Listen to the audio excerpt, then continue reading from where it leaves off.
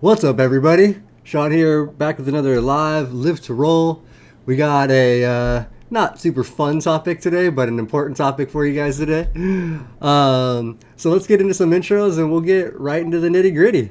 I am Shawn. I'm a C5, C6 quadriplegic from a snowboarding accident 19 years ago. And I guess I am the noob all the time now. 19 even. Yeah, you noob. Um, what's up, everybody? I'm Tom Conway, C6B, quadriplegic. A little under the weather right now, so forgive my voice maybe changing a little bit during the show. But I'm gonna do my best to power through and talk about caffeine and bladder health. We might talk about like some respiratory health too, considering it's a very topical, important topic for quadriplegics in particular, but everybody in general. And I've been dealing with it a little bit the last couple of days. So we might talk a little bit about that too. But until then, let's introduce our guest today, the one and only, the world famous artist, quadriplegic, amazing entrepreneur, skier, athlete, Tommy Hollenstein. You mind introducing yourself? Thanks for the introduction. Yeah, Tommy Hollenstein. I'm a C4-5 quadriplegic. Just turned, was it 38 years? 38. I think it was 38. Yeah, March 10th, 1985. So I just had, 38, wow. 38 years. Wow. gone by pretty quick. Stayed fairly healthy that most of the time. I haven't had any pressure sores. Very few, less than 2 dozen bladder infections in 38 years. Never been in the That's hospital. incredible, Tommy. I don't Pressure even know how sores. it's possible. Yeah, pretty. I mean, I'm blessed. I've stayed healthy. So I've broken a few bones here and there, but that's because I'm out there having fun water skiing or do something. You know, How do you do quad That's coughing? How's your respiratory health? my respiratory, I've got very little control. I'm 37% lung capacity. That's as hard as I'm going to cough. Yeah. So, you know, at the Um, start of COVID, it was kind of scary thinking about catching that stuff, but yeah. I didn't catch it till a year ago, January, and then I caught it one in November last year as well. But ivermectin, Uh, Z-Pack, and prednisone, I felt like $1 million the next day. And a lot of it, I went outside in the sun every day. yeah. That I was, I just think, got started on my Z-Pack, so I'm hoping that it's going to help me out. I checked a yeah, little T thing at Theraflu before this and got some acetaminophen and some other like decongestants in me. So I'm nice. feeling a little bit better with my medicine cocktail. And thank goodness for modern medicine, let me tell you. But Derek, I see you in the chat, man. I was just thinking about you the other day. I saw one of your posts flying down the road on your hand cycle, and it was awesome, man. And I do want to FaceTime one of these days. What's up, Surab? In the chat, man.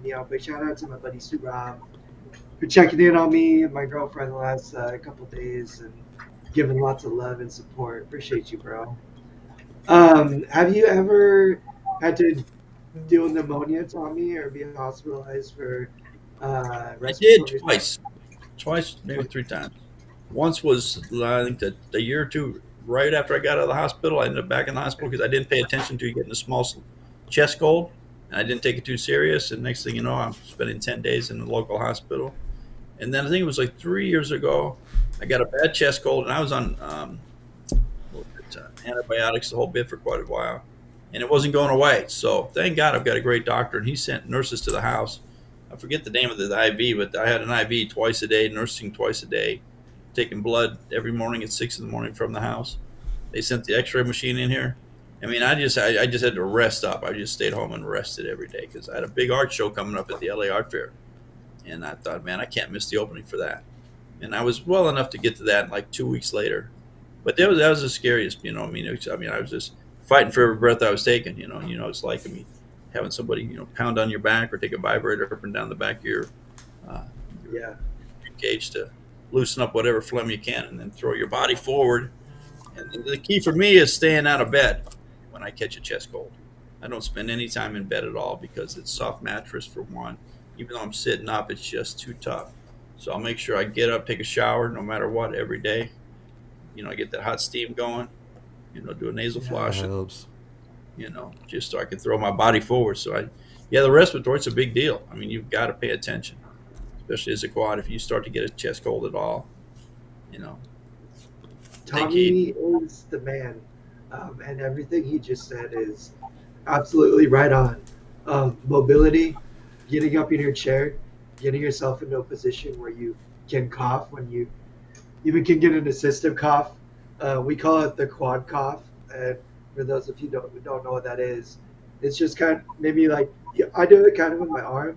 So I'll just like kind of tuck it against my abdomen, and I'll lean forward and kind of like huh, and like huck, and like that forward compression pushing in my abdomen and my chest can it just helps me get a lot extra pressure pushing out of my lungs so I can move that fluid and stuff out of there. Same thing can be done with like pillows and stuff, but the best quad coughs are generally done with a person helping you out, in front of you, applying that pressure, helping compress as you cough. Tommy also said it too. The compressions in the back are like percussions. I mean, not compressions, percussion in the back is paramount to again like loosening this stuff up, getting it so that it doesn't sit in your lungs and stick. That's kind of the danger. And yeah, it's some scary, scary, scary shit. Unfortunately, my girlfriend like is hospitalized over the weekend with pneumonia that started with like some kind of cold, flu, chest cold, bronchitis that turned into pneumonia, and it happened just within a couple of days. And it was scary because it's just like what Tommy said. You're fighting for every breath. It feels like life and death because Yeah. it kind of is life and death. And that's scary. Breathing It's is. super scary feeling. It's very exhausting on the body, trying to quad cough and work all that shit out while you're feeling sick, and it's very easy for you to slip to a point where it's very dangerous. I got pneumonia once when I was in my adolescence, a few years after I was injured. It was just like a flu that caught me heavy, and I was really young and weak and wasn't able to kind of quad cough it out that I needed to. Um, but I was able to fortunately get some help in the hospital, and that's what she's been doing too. Is just getting breathing treatments in the hospital. Just being monitored too with nurses around and stuff. That's like another big thing. Is like I remember days and days and days where my mom would stay with me all day and all night and not sleep for all day and all night and all day and all night. And every time I was coughing, she'd be there beating on my back or pushing on my abdomen, helping me quad cough and stuff. And sometimes that's what you require. It doesn't hurt to be monitored. It doesn't hurt to make sure you have the help that you need to be sure that it doesn't get to a dangerous point where you're not comfortable, a point where you're fearful for, your health, your safety, your life. Nobody wants to deal with that, and it's a huge, huge risk for quadriplegics, particularly. So, if anybody out there does struggle with respiratory stuff, just make sure to get it full on early on. Try to take care of it best you can, and if you don't feel like you can handle it on your own, don't hesitate to go get some help in the hospital, because it's super scary and very important to take care of. Yeah, no, 100%, dude. That's like, we were going to talk about, I mean, we are talking about bladder and stuff health, but one of the main things I think that gets a lot of quads, especially, but even just people in chairs, is respiratory illness and respiratory and cardiac stuff. Like anything Bobby's just dealing. Dominic actually asked about Bobby right now. Bobby's actually okay as far as this goes. He's not sick right now. He just had to have a little procedure, so he's gonna be down for a couple of weeks. He won't be here for probably a couple shows, and I think I'm gonna help fill in on Thursday for him too. But these are all just major health things that we deal with on a daily and can come up fast and take you out. So just be careful. Darren said, listen to your body. Darren said too in the comments he could cup his legs and cough. That's kind of what I do too. A lot of times it's like if I don't grab my legs, like I'll grab my leg pads on my chair and kind of like lean forward and like Yeah. get a really good huck in to try to like get a good cough in. So I don't know. I want to do maybe like a full episode talking about some of this stuff, showing some of these techniques because I think it is super important. And they do touch on a lot of that stuff in rehab, but maybe not so much these days. It's kind of hard to say. I appreciate the wishes and the healing vibes, Gretchen. I'm feeling the love. Thank you so much. And Hank, I have heard of the Metrofit. I actually have a Metrofit, and we're going to be talking about it today. So I'm glad to hear that it saved your life and made Catherine 100 times easier for you because it actually did for me too. Um, Very similar experience. Yeah. Um, He is, like you said, Respiratory getting urinary tract, the big trifecta. Yeah, that That was good. That really is right there. Because skincare, I wouldn't is, even touch on that, but yeah, that's another huge one. um, yeah, And those are the three things that are real dangerous. I don't know. I'd argue it toss bowel stuff in there too, to a certain extent, yeah, but it bowel kind and of bladder really kind of, can but yeah, pack it all into one. Today we're talking about bladder stuff though, so maybe let's switch focus and talk about that a little bit. Shawn, I'm gonna give my voice a rest for a second. You have a super pubic, if I'm not incorrect, yes, and yeah. you have So had that for how long? I have had that for 18 years now. I got it about a year or within the first year of my injury. I tried a few other things in the beginning. I tried to do intermittent cathing. It just was a struggle for me to do with my hand function, and every time my bladder fills, my hands clench. And they like that's one of the spasms I get. My hands clench into fists and makes things really hard. And I tried a condom cath for a while. Also, just didn't work for me. The suprapubic is what I have found works. And for anybody that doesn't know, the suprapubic is a surgical procedure, and they actually surgically place a catheter into my belly. It's a little bit below the belly button, like right below your waistline. Um, and it's just a permanently indwelling catheter. Mine gets changed every 3 weeks. I just had it changed this morning. So I am actually having some autonomic dysreflexia because of that. It kind of puts my bladder into some shock for the first 12 to 24 hours. Um, that's really my main issue with it. But besides that, everything else I've got pretty dialed in.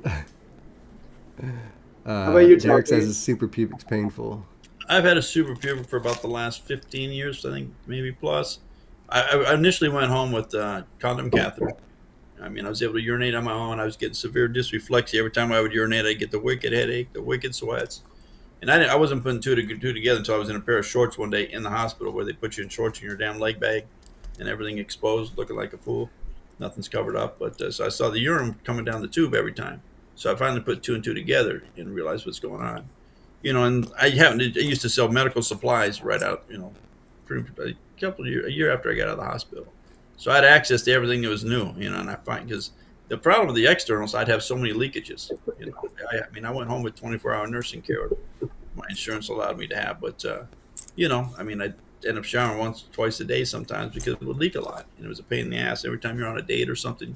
First time you feel yourself sweating, you look down and make sure there's no damn wet spot in your pants. But I finally got it dialed in with the right catheter and stuff, and it worked great for many years. And like I said, very few bladder infections.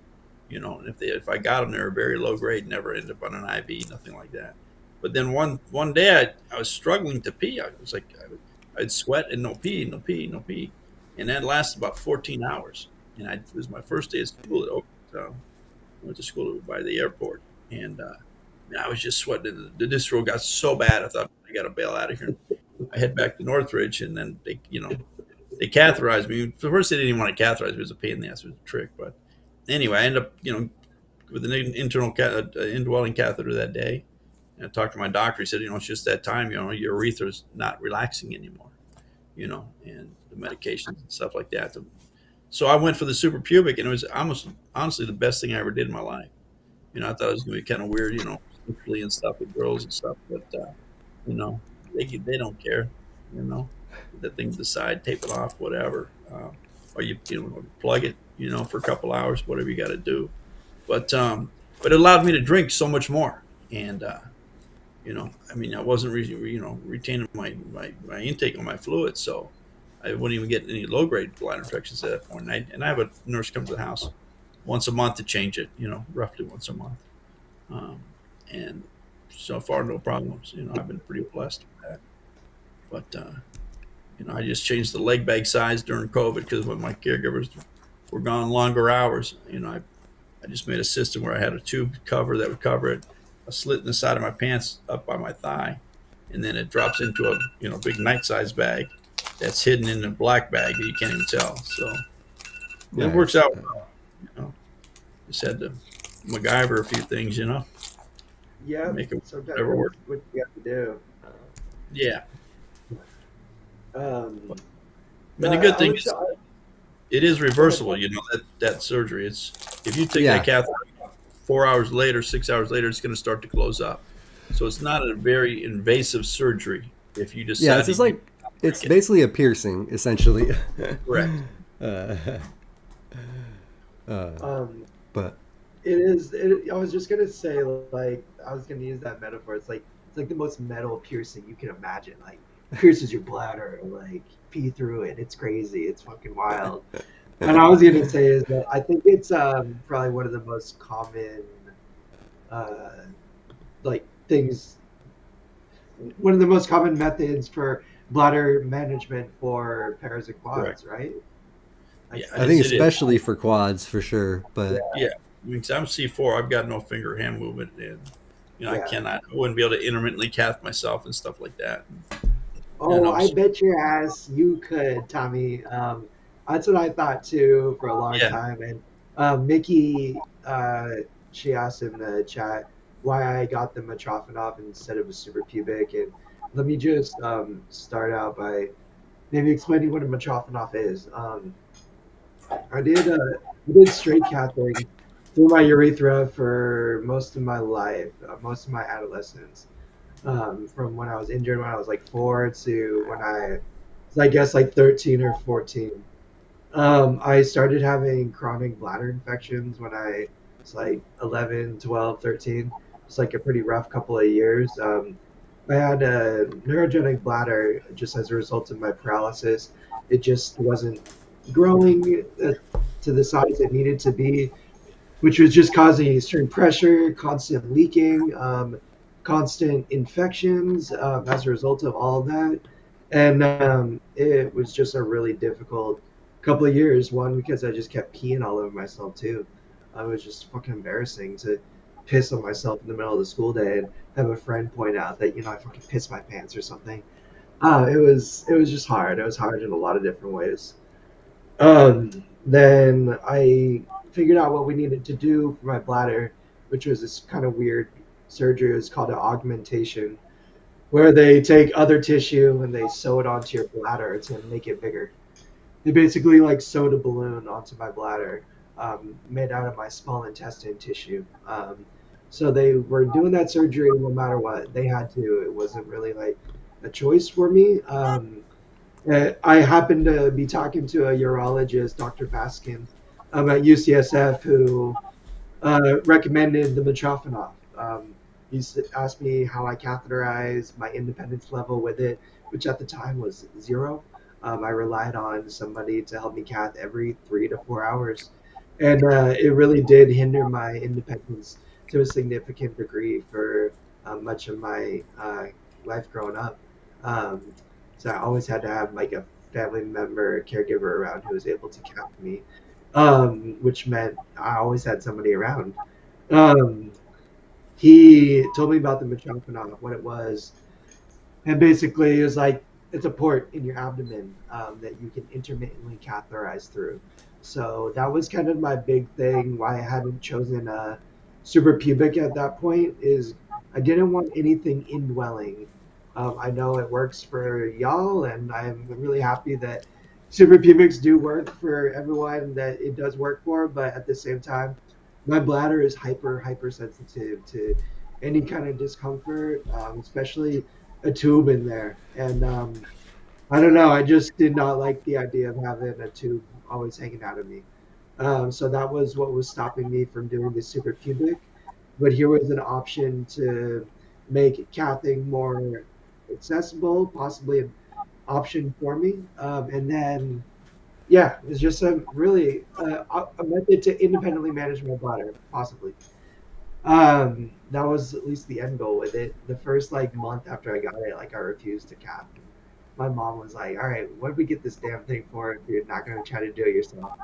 And then I finally did, and once I did, I've been doing it all myself ever since. I just use like a self cath bag. I have a little hole right here in my abdomen, just like an inch over from my belly button, and I catheterize through it. It's just a port they sewed out of, like, again, that same kind of small intestine tissue. It's one way. There's like a fold in the tissue, so the reverse pressure from your bladder pushing out actually closes it. It was an issue when I first had it the first year. It was like some leaking out of my stoma. Um, that's like another term for the port, is stoma. But the procedure is called the Metrofit procedure. But it's a stoma or a urostomy. I've heard it described as too, but I think that also I don't know the nuances or the differences if I'm just describing the same thing, but for all intents and purposes, it did leak a little bit at the beginning. They had to go in and shoot it with some Botox, and I haven't had to repeat that since. I haven't had any issues leaking since. I actually have an issue not leaking, and that like I'll get dysreflexic and die from AD before I like go and drop, which is like a real pain in the ass, TBH. Because sometimes I wish like my body would just pee if I had to, but I haven't encountered any serious issues ever catheterizing or emptying when I need to, but it does always kind of like linger in my brain. Like if I wasn't able to, and my bladder was just filling up, like what's gonna happen to me? You know, like why wouldn't I?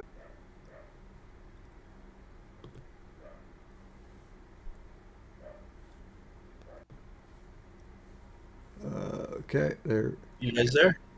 Yeah, we're there, and I think that's my internet again that crashed now. So I'm gonna have to figure something out because I pay for extra for my internet. So apologies, you guys. Sorry for that little breakup there, but we are So did back everyone live. get bumped off as well then? No, we still got 20 people on watching, so we lost a handful, Got it. but we got most people kind of carried over. Sorry about that, you guys. Apologies again, man. I got to figure something out. We got to talk to the internet people. Oh, I guess maybe Tom wasn't connected or something. Uh, There we go. Try again. Got you, Hey, Tom? All right. So yeah, there you go. sorry about that, you guys. We'll get back into that. I guess since we, we'll You talk were about talking that. about how big Tom's bladder is. We'll yeah, talk. You. You said you've seen me throw back a pint or two without having one. yeah, that's what I was gonna say. Is I've been hanging out with you and you've been like, oh yeah, I gotta pee, and then we get stuck doing something, and it's like an hour later. I'm like, I remember. I'm like, wait, didn't you have to pee? You're like, oh yeah, I still have to pee. Like, dude, it's been an hour, and we've had another beer or we've had whatever. That's Uh, not recommended, by the way. Right. You no. gotta go pee. Don't wait, because that's how you get infections, and You that got can it. like cause AD and other stuff. That was the bladder augmentation that I got. That did increase my volume. So I am able to hold significantly more. I can hold like 300 or 400. Usually like 300 or 400 is when I feel like I have to pee. But like if I'm drinking some beers and I kind of push cathing to like the max, like I'll like fill up a bag like 1,000 cc's. And at that point, I'm pretty discomforted, dysreflexic, not feeling good. But yeah, to Mickey, to just go back to your one of your comments, I don't wear a leg bag. I Yeah. No leg bags or anything. I just carry self catheter kits in my bag to use and then dispose of when I'm done. It Yeah. takes So me just there's a couple minutes to cath. Like I can do it super quick. Like used to take me a little longer, and now it's like 3 or 4 minutes, or however long it just takes me to empty my bladder. But I can get the self cath kit out, and That's with these quad pause. Take some practice. Practice is the only like Right. thing I could say to overcome it. Is that I was intimidated at first. And I struggled at first too. It wasn't just I was intimidated by the idea, but I struggled with the catheters, and then I, the catheter be touching all over my clothes, and I just be flopping everywhere. I wouldn't be able to get it in, or like once I got the catheter in and started filling up with pee, like the bag would be too heavy and slip and stuff. Like lots of practice and just getting it done. But hey, it's something you kind of got to do like 4 or 5 times a day, anyways, if you're drinking a healthy amount. So, you get a lot of practice in. I promise you'll get it down quick if you're doing it. Now, And you go that's through the night, Tom, without cathing once you lay I down? go, I go through the night, yeah. I'll wake up sometimes like 3 or 4 in the morning, like, ooh, baby, I gotta pee, and then I'll sit up in bed, and I always try to keep a self cath in bed, or if not, they're in a box on my bookshelf just next to my bed, and I can flop over and reach one out of there. So yeah, I don't. I know another para. She's been on the show a handful of times, even on a catheter show. I feel so bad I'm forgetting her name right now. She has a Metrofit, and she says she keeps the catheter in overnight. She'll just put the cath in and tape it, and it stays in place. Oh yeah, who said that? Um, Um, I forgot who said that. I remember that from some. I remember hearing that. I was like, oh, I'm being kind of surprised, but I yeah, can't remember who said I that now. don't. I have a lot of experience with Metropolis too, not just myself, but just like seeing someone else who has it, utilizes it too, and hope she's okay with me like talking about this. But my girlfriend, she has Metropolis too, and has since she was a kid, most of her life. So she's had Metropolis for a long time, a lot longer than I have. And uh, hers, I don't know, it's not as easy is mine. Again, every quad is different, every body is different. There's just like lots of nuances, but it does allow her to independently, intermittently cath. She's a very similar level to me, similar level of function with her hands and stuff. So it is very possible.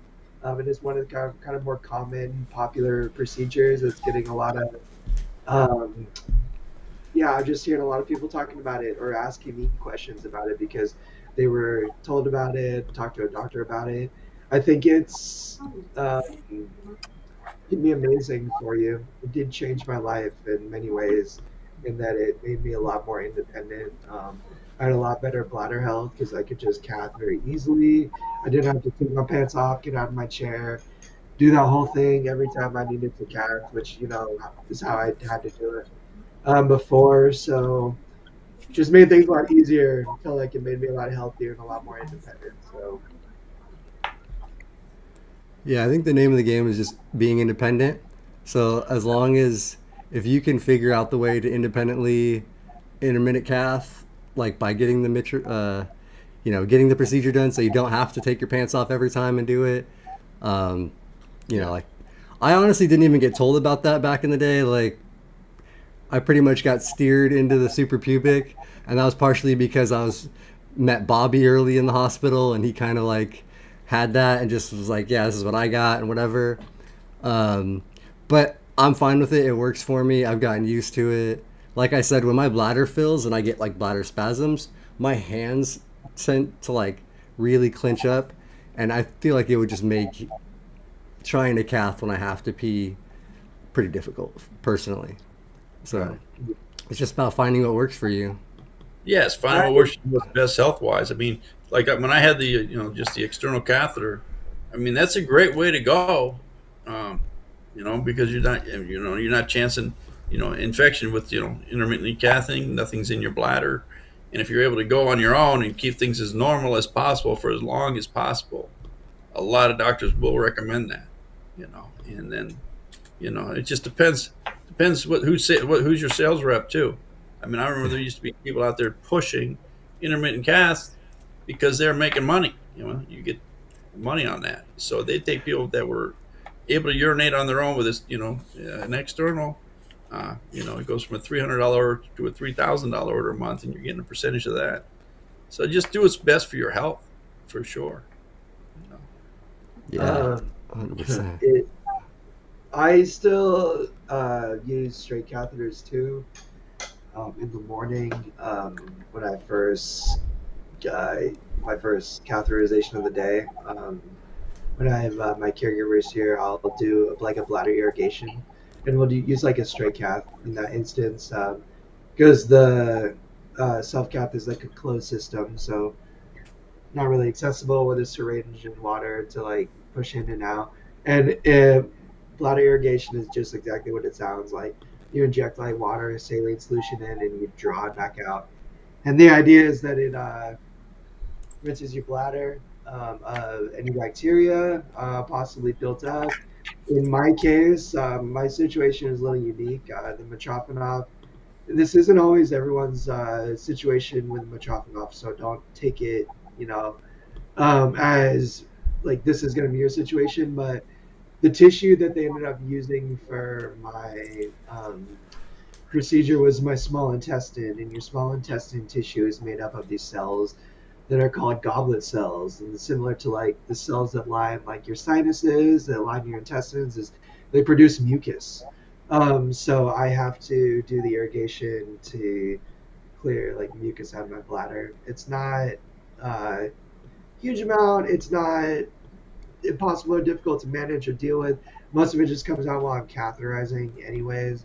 And it has like gotten better over time. I think as like it's been a part of my bladder. But if they aren't able to use your appendix tissue, and I could be speaking out of term, they have another option to use different kind of tissue that doesn't, um, I think, produce as much of the mucus. But in any event, speak to your doctor in regards to possible side effects and things that you might have to deal with as a part of that. Again, the morning irrigation, I got a cath, and anyways, it takes an extra minute to take a syringe with some water and rinse my bladder, and doesn't, yeah, really present too much of an obstacle or an issue to deter me from it.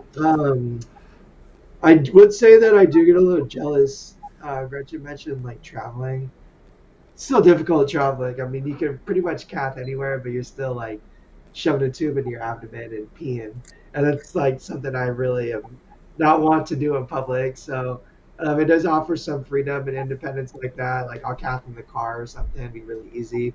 But I don't know, like Shawn and stuff. Like I get jealous of the leg bag sometimes. It's just so easy. The You like ease of it sometimes is nice, like because there are times when I can just like roll over to a bush and empty that bag real quick, and boom, I'm done in a minute, out back to whatever, like yeah. I don't have to go find the bathroom, get inside, get somewhere comfortable where I can empty and like be private. Like, yeah, I just pull my short leg up a little bit and boom, let her rip. Yeah. I haven't been in a bathroom in I don't know how many years. Because that's the other thing too. Rolling through, for me too, I'm in a manual chair. Rolling through some public bathrooms is fucking disgusting. So, and there's no way for me not to touch my wheels. Like I can try real hard to just get push rim, but it's not the easiest. So yeah, a lot of times it's easier just to go stay outside, pee into a bush or something, and avoid having to roll through a disgusting pee covered bathroom. So yeah. I mark my territory like a dog outside. Yeah. Mark. I can attest to this very personally. It is not a fun activity to sit in a public restroom or somebody takes a shit in the handicap stall and then to roll after it is that. not. You have to categorize, and I really, unfortunately, that is the experience more often than not going into public restrooms and stuff. Encountering situations like that, which is just shitty, no pun intended. But I don't know. Public restrooms aren't too bad, and you're right. I'm in the it depends. chair. I mean, some. I'm grateful that I don't gotta touch the floor because that would be nasty, especially if you're about to intermittent cath after pushing. on the no. Yeah. That's See, that can be, that's that's even worse. Yeah. that's That's my really dog. bad. Uh, but yeah, so Quickie Mickey, they use my appendix to create the path. Um, I whip it everywhere. No F's given. That's dope, Quickie Mickey. You do you. I have been in like lots of situations where like fuck, I got no other place to go. I'm gonna like go into a corner, calf, and toss into the trash right next to me and hope nobody sees anything or says Well, anything. and you don't have to actually expose yourself because you No, have the I'm hole on gonna your expose belly. With yeah, exactly. so that I mean that's one of the really benefits to that procedure also is the fact that you can kind of do it more like just out wherever. You don't need And I to. have where I've just pulled my shirt up a couple inches, just did it real discreet, real low key. Like nobody even noticed. I was just turned away from people walking by. Have Like, somebody stand behind you, give you a little little exactly, block. give me a little human shield. Like so many times, like I've been with my family and like they've just done that for me, and that's worked out, perfectly fine. I don't really. I have had bladder infections. I do deal with them sometimes. I'm not going to say I don't because anytime you're intermittent cathing in particular, suprapubic, it's just outside world entering inside space, and bacteria is bound to get in there.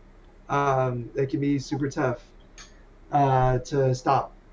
You know, so infections are just part of being uh, paraplegic, quadriplegic, I think a lot of the time. That doesn't mean we can't do our best to mitigate them as much Right. as possible through certain measures. I know D-monos is a very popular thing. It's like a supplement you can take that helps create a pH in your bladder that defeats bad bacteria. I do the bladder irrigation, which is also another measure to help just rinse your bladder of bacteria that can be helpful in mitigating and getting rid of UTIs. And then the number one thing you can do is drink like a fish. Drink, and I'm talking water, just H2 flow, nothing else. Yeah, Don't, yeah, cranberry juice or water. But those are the only two things. Not talking diuretics, not talking coffees, not talking anything like that. Yeah. Like water, water, water. Yeah. Um, A little bit and of lemon maybe too. yeah, um, and I'm jelly of these guys when they got the super pubic too.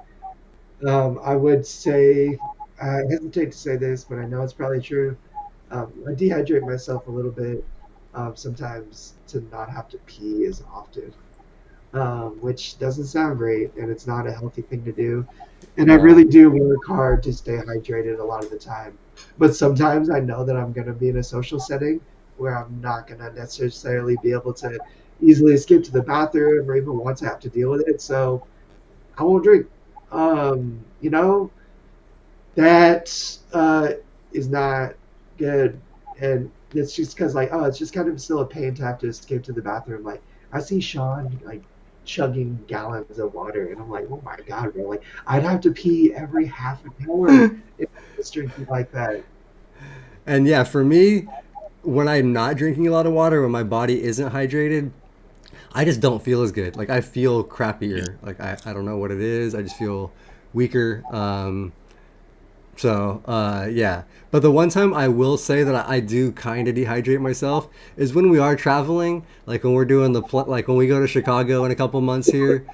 Um, I'm not gonna drink like a full like I typically drink one of these like before I get out of bed in the morning, like every morning. Another one by the time I eat lunch. I will minimize my drinking that morning before the flight, just because I don't want to have to Yeah. fill up on the plane, or if I get caught in between flights where minimal time and I can't get to the bathroom. I'm just gonna be cautious. So the one time I do dehydrate myself. And that's okay to be cautious. I think able-bodied people do that too. It's like, hey, I'm not gonna, chug a bunch of stuff if I know I'm not gonna be able to escape to the bathroom, like pretty readily or easily. That's just if it's a common thing you're doing regularly. that's when you want to be careful. You want to be regularly Yeah. hydrating, not regularly dehydrating, because that is just all bad. You're talking Um, travel. You got to when you do limit it like that. I mean, even if you an able-bodied person, you've got to really hydrate the minute you get off that plane because the way they Right. decompress and stuff like that, you're going to dehydrate yourself anyway just from being on the plane. Everything yeah, changes up, so you got to, you know, hydrate for sure. yeah. And it's not just for your bladder health; it's for your body's health too. Being dehydrated, it just makes every system have a harder time functioning. It's working against itself. You need water to help all your systems to operate, help your digestion, help your body processes. I promise you, it's very important. Dominic says he's an aquaholic, and I like that. Yeah, I like that. You gotta be really careful. If anybody partook in our cooking show we did a couple weeks ago, I made myself a little cocktail. And Shawn and anybody who knows me well can attest. I like to have a couple of drinks now and then. It can be very dangerous if you don't take care of yourself correctly. You can really easily overdo that kind of stuff because at least for me, once I start drinking, it's easy for me to keep drinking and not think about things like my bladder health and future Tom struggling really bad the next day because he's feeling like shit. His bladder's giving him a hard time. Um, but Hey, mitigate what that happened to by, Future Tom's problem? yeah, And no, not worrying about that. screw that guy. But I do try to think of future Tom now because future Tom has a real hard time struggling with my bladder the next day if I don't hydrate either while I'm drinking or soon after, the night before, not wait till the next morning, but drink a full water bottle before I go to bed. And it is hard, it's difficult, but it's essential, at least for me. And I'm not saying this to like be like, boo, don't have any fun. Have fun, just do it the right way, take care of yourself, moderation, and yeah, just do it in a responsible way. That you can still treat your body okay. Because that's what I try to do now. It's not easy for me to go as hard into the paint. I do sometimes, and I usually regret it. But Tommy, you don't drink. Do you drink? Alcohol? No, I stopped drinking years ago. Yeah, What about coffee? I don't, I've had 2 cups of coffee my whole life. I don't like coffee. No, I don't drink any coffee at all. I drink a lot of hot tea, especially if I'm getting colds and stuff like that. A lot of lemon zinger with. I've got a lemon tree in my backyard. A ton of honey and a ton of fresh squeezed lemon juice in the tea, and that definitely helps me with coughing stuff up because of the warm fluid. That definitely is a big changer, especially with the fresh lemon and the honey together. It's a good combination for when you got a cold or what do you call it? Starbucks, they've got a thing called medicine ball, which Yeah. is a couple different types of peppermint teas and some honey with extra honey and lemon. I put extra lemon and extra honey in there, and whatever's in that thing, it's pretty healing for a bit of a cold. Yeah, I've been doing my teas. I got my cup of tea right here. That I'm trying to do for mine. I've been doing echinacea Oh tea, yeah, which is elderberry. And yeah, I've also been doing some modern medicine. I got a little Theraflu too, some acetylcholine and some decongestant stuff. Just because I gotta try to, attack it with everything I got. But it's, it, I, I do really well with my hydration generally. But when I feel like shit too, I can stop taking care of myself. Like, I don't know, like, just don't feel like drinking or trying to chug water and stuff. But again, like you gotta always take care of yourself, even though it's freaking hard sometimes. And you gotta force it down. You gotta force yourself to. You gotta keep all your body processes going. Because again, like if I'm not hydrated enough, because I'm just feeling shitty and not as easily able to like drink like I normally do. I'm coughing and feeling nauseous and just not feeling good all the time. And my bladder starts feeling like shit, then that's just gonna make everything else harder to deal with. Like it can kind of compound the effects. But anyways, my brain's being fuzzy, Sean. Start the weekend so I can stop. I'm just kidding. No, it's cool, man. You're good, dude. We can get back. Actually, I know there was a few things in the chat I wanted to get to. I missed. We had a couple comments and questions and stuff. Try to go back. But but yeah. For me, definitely the hydration, staying hydrated. I don't drink also like much alcohol. You know, if I do go out and have a beer or whatever, I tend to try to drink enough water afterwards to flush that out.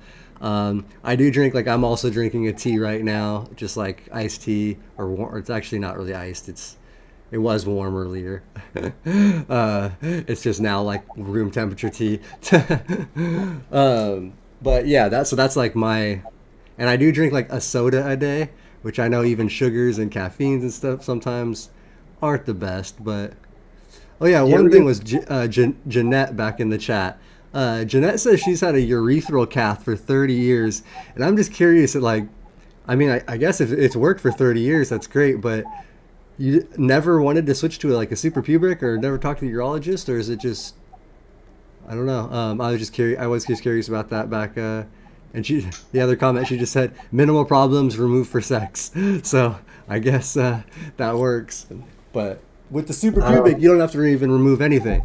It's just Right. you just push it to the side. So yeah, but I think a lot of people would probably see that as a benefit to be able to remove it entirely.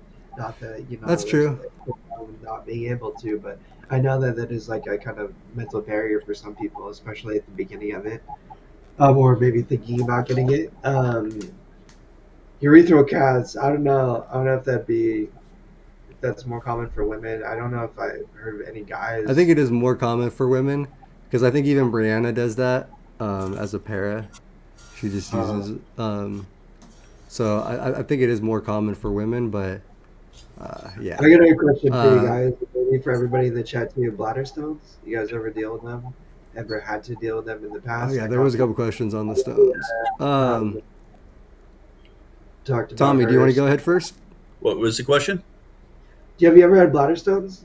Ever dealt with that? Bladder Ever? stone. I did years ago, once or twice. I mean, I totally forgot about it, but yeah, I did, and I was. I mean, my body was spasming like crazy. That's how I knew I had it. Um, I went in. I forget how they removed them. To be honest, it was. I mean, it's had to be within the first 5 years of my injury. I think. I mean, it was like twice, almost back to back, if I remember right. Um, and I forget what they did. You know, but I, I I, remember seeing when they came out. They got them out pretty quick. I had my first one ever. I guess year and a half ago now. And they were Yeah, able to just go in through my urethra, break yeah. it apart with a laser, and then get it out. They didn't I have to think cut that. me open. They didn't have to cut me open or anything. Yeah. He didn't want to go through the stoma for whatever reason.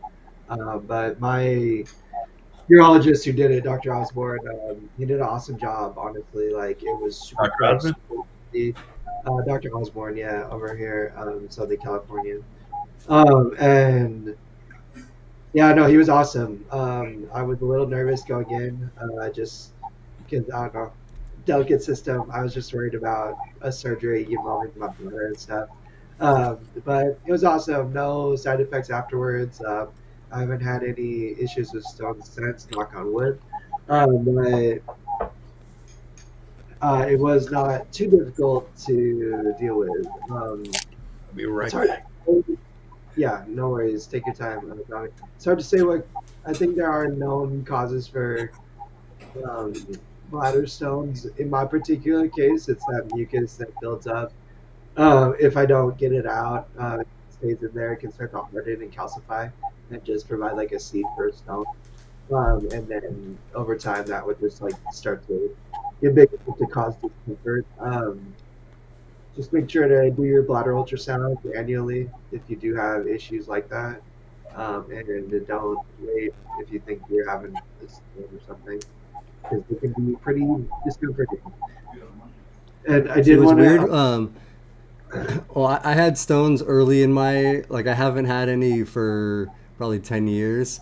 Um, but I do remember that some of my earlier stones didn't show up on the ultrasound. Like it didn't, they couldn't really, it didn't look like there was anything weird or anything in there. But they went in for the cystoscopy because it was just, I was having all kinds of leaking and discomfort and just, they just went in to check it out. And there was a few stones in there, like a couple, like that were floating around, I guess. That was a long time ago. It was like probably, 14, 15 years ago.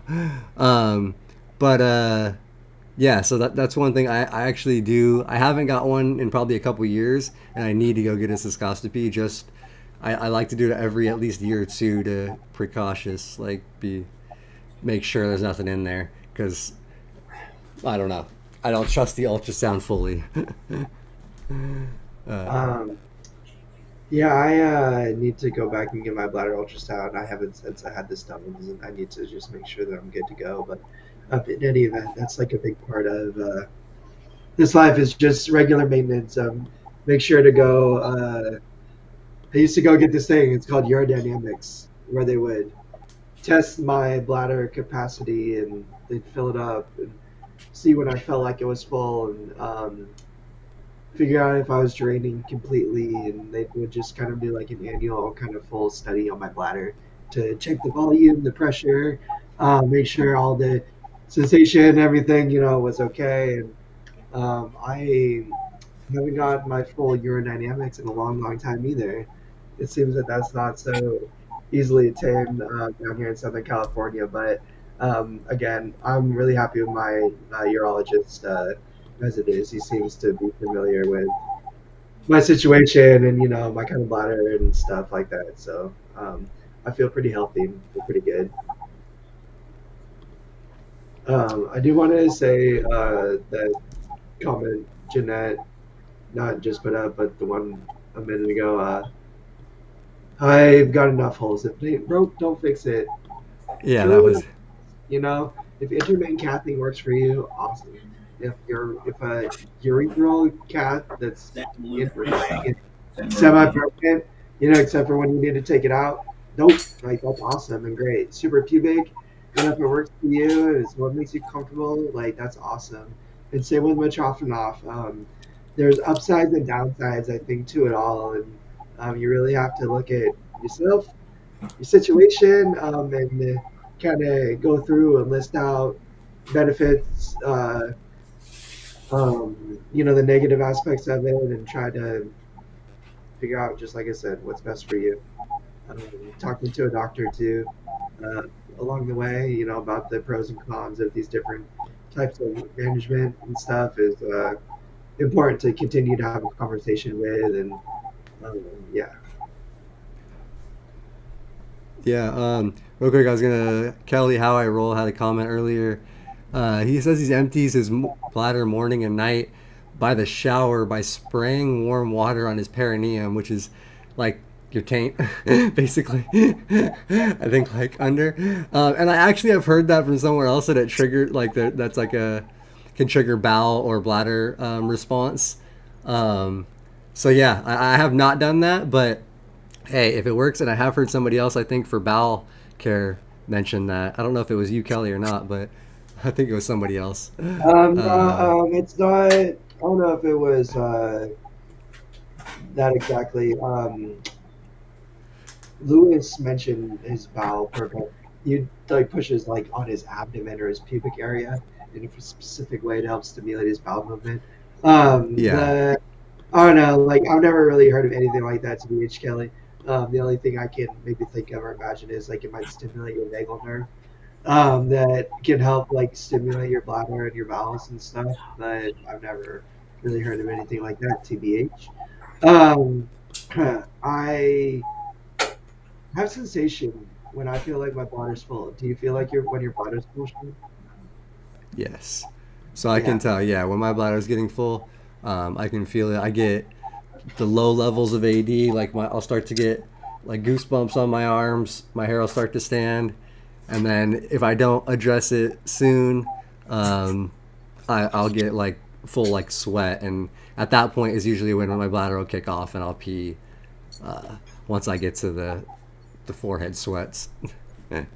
And that is like one of the most common triggers of autonomic dysreflexia for anybody that doesn't Bowel know and what AD. bladder, just the regulars having to pee. When I have to pee, like that's my trigger for AD. Like I'll start to get the sweats and I'll start to get a little flushed and start to feel the high blood pressure and it's like, oh shit, like I gotta pee. If it's not, I gotta pee. Then it's like, oh fuck, like what's going on? That's when I really start to get scared. Is when it's not my bladder. But it, usually is.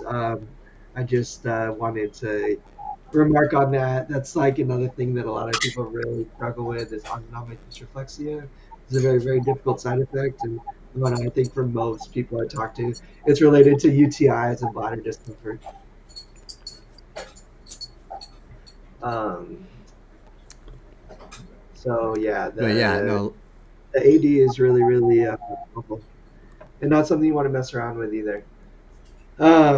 As far as additional bladder management stuff, I don't know. I feel like we covered the bases pretty well. I would say the four um, main things we covered. Just a little synopsis is intermittent Water pee. indwelling, either suprapubic or urethral, and then Metrofit. Um, and and there are probably even other options out there available. I mean, I'm oh no, sure because I there know are. even like Condom Catheter is a very common thing for parental yeah, injury.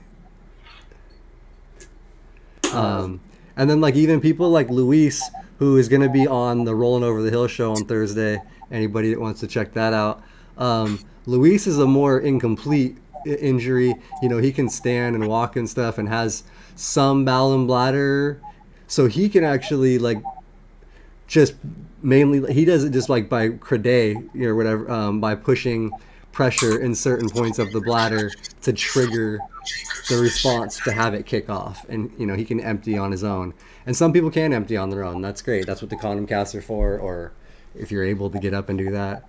Right. It's just really about finding what does work for you. Ask around, talk to your doctor, talk to people, see what's going to be best for your independence, for your health. and that's a unique thing about spinal Doctors cord got injury. plenty of spinal cord, Yeah. education, not just any urologist. I mean, it's You want to definitely make sure you have a doctor you're comfortable with, a doctor that is comfortable with you, a doctor that's familiar with STI and the related, side effects and the difficult nature of bladder care management. I feel like, I don't know, they got to understand the nuances if they don't know how quads work or they feel like they're in over their head and still trying to help you out. Like, just make sure you feel confident with your doctor. If you don't, talk to your healthcare group and be like, I need a specialist, and they gotta send you to one. So that's what I really recommend. Awesome, And man. Peter, when I drink, I have to cath like crazy too. But I can drink coffee or I can drink like Propel or get Gatorade and have to do the same thing because it's like the electrolytes and the diuretic nature of some of those drinks. But oh, it's bad when I have alcohol. I'll drink and I'll have to pee like crazy while I'm drinking. And then after I stop drinking, I won't have to pee at all because my body's so dehydrated that there's nothing but bladder. And then my bladder is just like, what is happening? Like my cat the next morning is like That's all like concentrated and dark, and it's just like my bladder's spasming. Oh, it's not super dope. that, Um, that is why you have to be careful with drinking and stuff and the bladder health. It's definitely something to watch out for. and it's not just alcohol. yeah. They told me that hard alcohol could contribute to more bladder infections and possible stones. So if they said if you really want to drink, you're better off drinking beer, than Really? you are. Okay. I mean, three or Absolutely. four doctors early on. This is back when, you know, Northridge was one of the top in the spinal cord game. They had all the top doctors and surgeons and therapists there. It was, pretty good hospital at the time. It still is, but nothing like it was. Yeah. So I was just spent the weekend over there, and yeah, no, I don't know if it is what it used to be. But hey, a lot has changed since COVID and stuff. It's really, I don't know. I'm super thankful and grateful for the hospital and other medical facilities like it, because if it were not for them, we'd all probably be in some real desperate situations or not be here at all. So, Without modern Thank medicine, God as for landfill. quadriplegics, our life would be a lot shorter. Yeah. um, and Darren, you're asking about bowel programs and suppositories. To try to answer your question real quick, honestly, we have a couple episodes on bowel programs where we go into very significant detail, which you could go and just search bowel program on like the Live to Roll, or just like go look through our videos and you'll see it. It'll pop up. But to just give you a quick answer, uh, just I do my bowel program like 3 times a week. I do mine 4 times a week, so that's just I put one extra one in there, like so that it's not every other day. But yeah, I four used days a to I week. used to do it um, every day of the week, and then 5 days of the week. And now it's a little less, but that's only because I've taken just made some independence choices in my life, and don't have care as much, some freedom in the morning and stuff. Again, I'm trying to balance it and figure it out right now. It's tough, you guys. Yeah. For Not years, I super. was every other day and off on weekends so I could travel. But now I'm every day, but just a little bit of ditch stem and no suppository, nothing, no accidents, nothing. Thank God. But I shower every day, so it's easy. Makes it easy. Very quick, very easy. Nice. Yeah. Um, Yeah, that's I do my and deep. we'll probably do another bowel care episode, I'm sure, in the future as well too. So, the bowel, bladder, pressure sores, like the trifecta or whatever we talked about before. These are topics that we read, touch on pretty regularly, just because they're so important for everybody. And there's always new information, things are changing. So, Um, but and Darren, I know you said just kind of want to continue the conversation for a sec. Shawn, forgive me. Um, cool. Says it does it every 3 day unless it's feeling bloated. That's kind of like the stance that I've taken too. Is like if I feel like I need to do my bowel program more, I will try to do that kind of as needed versus like forcing my body to try to like evacuate every day. Kind of more do it like when I feel like my body needs to versus all the time or not enough. But again, frequency and stuff and awareness of one's body is different dependent on how long you've been injured, on how much you can feel, and stuff like that. So I'm still trying to balance it, and balancing that kind of schedule and program with outside care is difficult because it's like, hey, I just call someone I needed my bowel program, like maybe, but um, that's not always as easy to facilitate or set up. But I kind of do like that kind of that tape is like more listen to your body versus like try to do it all the time and every day. Maybe when it doesn't need to be done. But it's difficult. I don't do Miralax anymore. I used to do Miralax every day, but I do a daily fiber supplement. I take like a serving of bone fiber in the morning, um, which I feel like helps keeps me a little bit more regular. Um, and yeah, No food uh, on the weekends. we're gonna wrap it up here. Before we do, since we're talking about catheters, let's shout out our one of the main sponsors of our show, Urology Professionals. They are your company when it comes to your urological supply needs. I heard a lot of catheters being shouted out in the chat or at the beginning of the show. Lots of different kinds of catheters out there, hydrophilic, lubricated ones, lots of different kinds of self-cap ones, really tiny ones, bags, all kinds of different ways. They're packaged and they're easy to store and easy to use. Urology professionals will help you get your capital supplies, whatever they may be. Intermittent, self-caps, all the urological supplies associated with that kind of stuff. Nobody should want or need for catheters, regardless of what kind of insurance you got, even if it's just public health insurance. catheters are covered and they should be full stop. So urology professionals will help you get them to you at little to no cost as possible, and they'll help you through the process, help you figure out the insurance side of it, help you understand what you need and get you the right. They're national, so if you are anywhere in the United States, feel like you aren't happy with your catheter supply company, looking for a change, or just need to get some gas and have some reliability, give them a call. Go to their website, let them know that Joe sent you. And Yeah, similarly, if thanks. you're like to be in the You want Southern me to do California, you want me to do mobility pros to save your voice though? if I pass out, it's all good. No, I'm just kidding. Mobility professionals, they are a wheelchair supply company here in Southern California, help you with rehabilitation equipment, your wheelchairs, standing frames, similar things. Unfortunately, you got to be a little local to SoCal. We got a lot of SoCal fam that watches though. You guys would find yourself in need of a new chair, in need of a standing frame or similar kind of equipment. Give them a call. They are family. They're not only family to Littoral, they're family to the whole SCI and disabled community here in Southern California. And they will go above and beyond to help you get you what you need and understand how to get you what you need. So just go show them some love and let them know we sent you.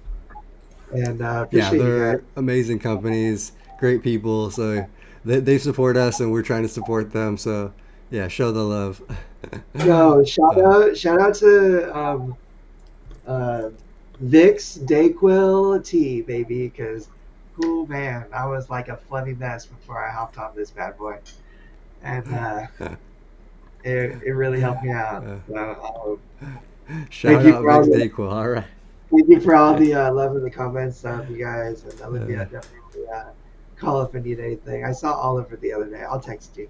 Um, anyways, anything to and add, real Tommy? quick, you want to answer? Shawn Angry Quad asked if you can handle your own BP, which I know you can, but you typically use assistance, but you can if possible, necessary or if Yeah. necessary. No, I totally missed that question. Thank Thank you you for for that. bringing it up. I'm not trying to flex, but yeah, I can handle my own bowel care program. It's a chore. Takes me about 3 or 4 hours. It's really difficult, like just physical wise, as one can imagine. Just to make sure I'm clean and then dressed and everything, it takes all my energy. So on mornings and days that I've done it on my own, I find myself a little drained for whatever else I have to tackle. And I'll usually try to tackle it anyways, but I don't really feel like at the top of my game as I would if I had help. So I really do try to have help as much as I can when it comes to my bladder care and or bowel care. Sometimes my bladder care too. But I do most of that independently. But that was really the main reason I learned that. Hey, God, I know you said you out of here, but for anybody else interested, is I wanted to just have a little freedom traveling. I got some travel aspirations. I wanted to do like solo or like with a girlfriend and stuff. That means that I need to be able to manage it to a certain degree on my own. And I worked super, super hard to learn it. And yeah, if anybody wants to talk to me more about that, we can do that during the healthcare episode, or feel free to reach out. But again, not something, not a task lightly taken on either. Let me tell you, it can be really hard. Tommy, you're the best, dude. Any last minute advice out there for anybody maybe struggling managing their bladder? I mean, you heard a lot of information here, and just always get second opinions from doctors. Yeah, Like I said earlier, just make sure you're dealing with doctors that know dysreflexia, no spinal cord, yeah. and that are well Yeah, that's so important. educated, and have had plenty of experience. Um, they're out there. They're easy to find, or easier than you And think. yeah, drink. Everyone, go grab a warm tea, room temperature water, and ice water, whatever kind of water you like to drink, and make sure to drink a glass of water. Everyone, take care of your bladder a little bit extra. And real Thank you. quick before we wrap up out of here, Tom will be on tomorrow doing some gaming, I think, unless he's not feeling up to it. Yeah. We'll, I'm we'll, gonna try to make it happen. It depends on my voice well, and how to flustered I be am. determined for now. But tomorrow, potentially at 5, we got Tom Gaming. And then this week on Thursday, we got the Rolling Over the Hill show. But like we said, Bobby is down right now for a couple of weeks. So I'm going to fill in a little bit for hosting. And then we have our friend Luis coming on as well to talk about what it's like being an incomplete injury on Thursday. So they're going to be talking about that kind of stuff. Like different neuropathy and different things like that come along with incomplete. So yeah, and then next week we'll be back again, and next Thursday the women's show will be on for that Thursday, and I think that Thursday is actually 420. So I assume the girls are going to be doing something on 420. That should be a fun show. I'm going to hang out for that one. All right, you guys. Thanks. Yeah. Thank you guys for watching. Tommy, thank you for coming on again, man. Appreciate you. Appreciate you, Tommy. And appreciate everyone for all right, watching. everybody. Live to roll, everybody. We'll see you on the next one.